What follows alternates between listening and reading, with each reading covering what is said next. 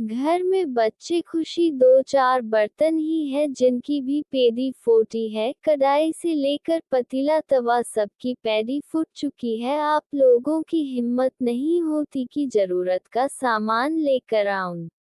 सच में आप दोनों भाइयों की चंडी इतनी मोटी हो गई कि पिछले 2 हफ्ते से मटका लाने को बोल रही हूँ फिर भी नहीं सुनते।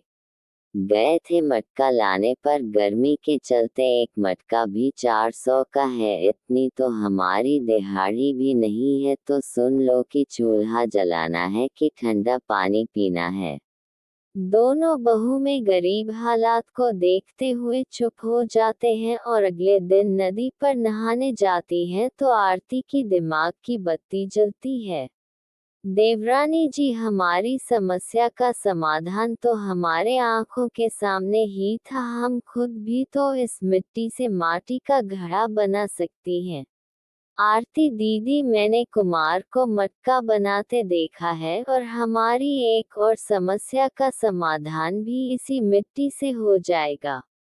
वह भला कैसे? पूजा, आपने कभी गांव में देसी तरीके से खाना बनते देखा है? दाल चावल कुछ भी। वह लोग खाना बनाने से पहले बर्तन के पेदी में मिट्टी का मोटा लेप लगा देते हैं। हम भी अपने टूटे फूटे बर्तनों में मिट्टी का लेप लगा देंगे जिससे हमारा खाना भी खराब नहीं होगा और खाना ठंडा भी रहेगा।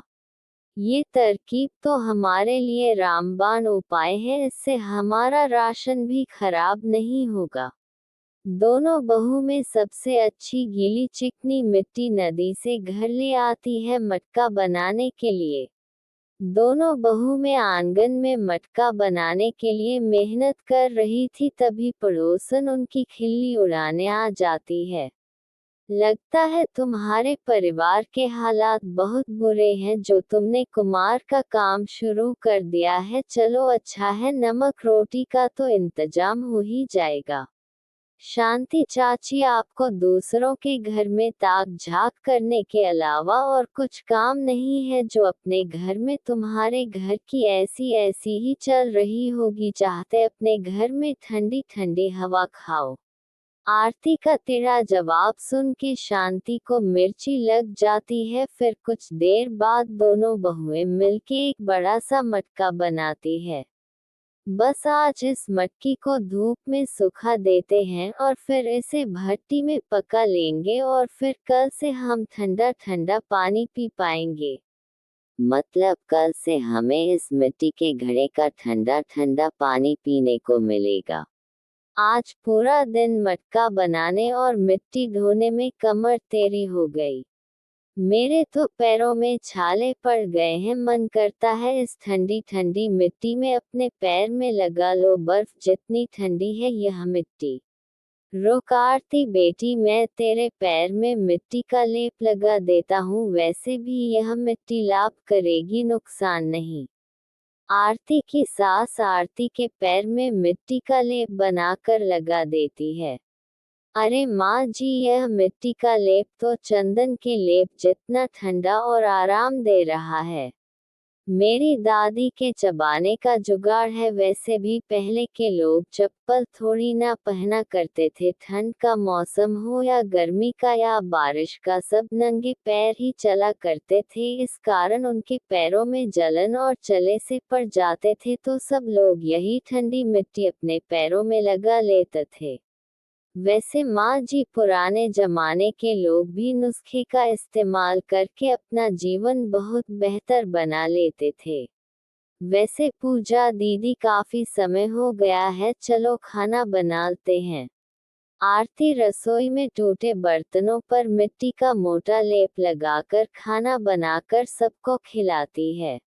क्या बात है, आज खाने में से बहुत। मैं बताऊं, आज चाची और मम्मी, सच में भाभी, आज खाना बहुत स्वादिष्ट बना है। आप लोगों ने अलग से तड़का लगाया है क्या?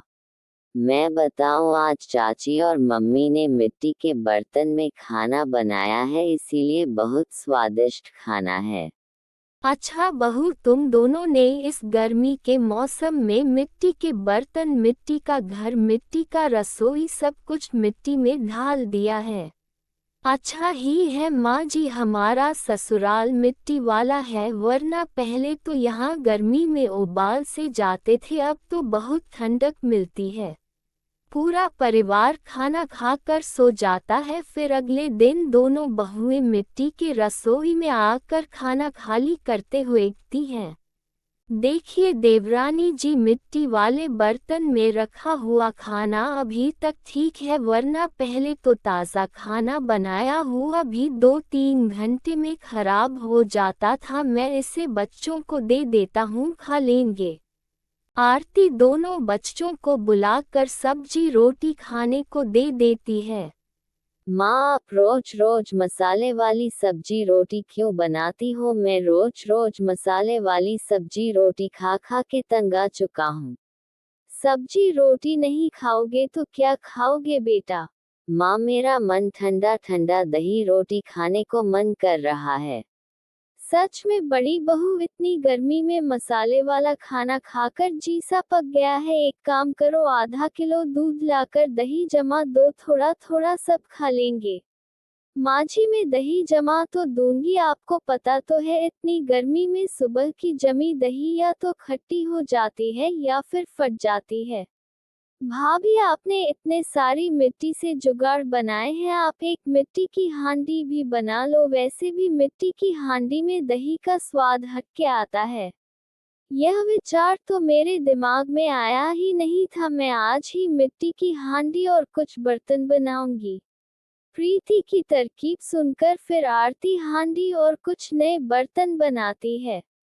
अरे वह मेरी प्यारी देवरानी जी, तुम तो बिल्कुल कुमार जितने प्यारे और डिजाइनदार बर्तन बनाती हो। मैं तो सोचती हूँ कि अपनी दुकान भी रख लेते हैं।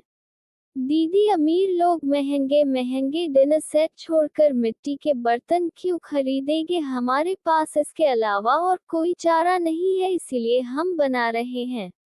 देवरानी जी, आज का जमाना देखा देखी कहे पहले का फैशन आ जा गया है, तो पहले के बर्तन क्यों नहीं खरीदेगा कोई?